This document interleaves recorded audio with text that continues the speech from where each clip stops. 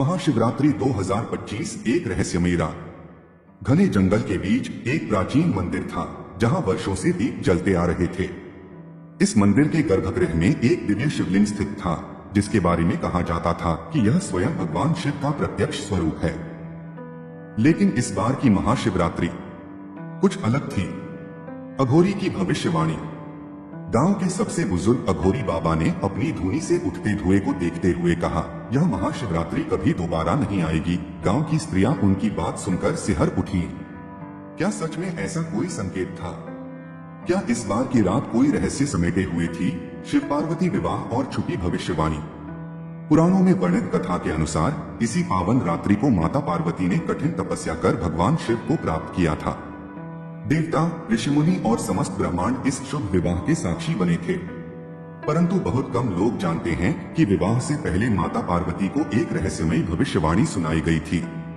एक वृद्ध साधु ने पार्वती जी से कहा था, देवी, जब धरती पर 5 विशिष्ट संयोग एक साथ आएंगे तब एक ऐसी महाशिवरात्रि होगी जो फिर कभी नहीं लौटेगी। शिवलिंग का रहस्य और विलुप्त होती रात। शिव पुराण में वर्णन मिलता है कि फाल्गुन कृष्ण चतुर्दशी की रात्रि को भगवान शिव एक अनंत ज्योतिर्मय स्तंभ के रूप में प्रकट हुए थे। यह ज्योतिर्लिंग इतना विशाल और तेजस्वी था कि स्वयं ब्रह्मा और विष्णु इसका आदि और अंत नहीं खोज सके। परंतु इस बार कुछ अनोखा होने वाला था। मंदिर के महंतों ने घोषणा की कि इस महाशिवरात्रि को जब शिवलिंग पर अभिषेक होगा तो वह एक पल के लिए अदृश्य हो जाएगा। यह सुनकर गांव की स्त्रियां भयभीत हो गईं। आखिर यह संकेत क्या था? शिकारी की कथा और रहस्यमयी स्त्री। एक पुरानी कथा के अनुसार एक शिकारी ने अज्ञानतावश महाशिवरात्रि के दिन व्रत रखा और रात भर जागकर शिवलिंग पर बिल्वपत्र चढ़ाए। उसे आभास नहीं था कि उसके इस छोटे से कार्य से उसका समस्त पाप धुल जाएगा और वह मोक्ष प्राप्त करेगा। इस बार उसी गांव में एक रहस्यमयी स्त्री देखी गई जो अर्धरात्रि में मंदिर के पास खड़ी थी। उसकी आंखों में एक विचित्र चमक थी।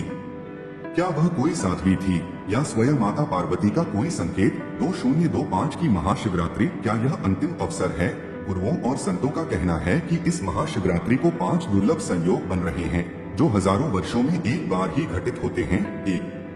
त्रयोदशी और चतुर्दशी का मिलन। 2. विशेष नक्षत्र संयोग। 3. शिवयोग का प्रभाव। 4. गुरु और शनि का दुर्लभ संयोग। 5.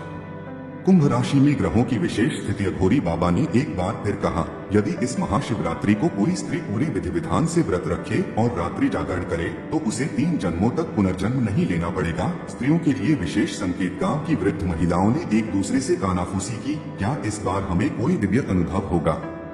क्या भगवान शिव स्वयं किसी रूप में प्रकट होंगे?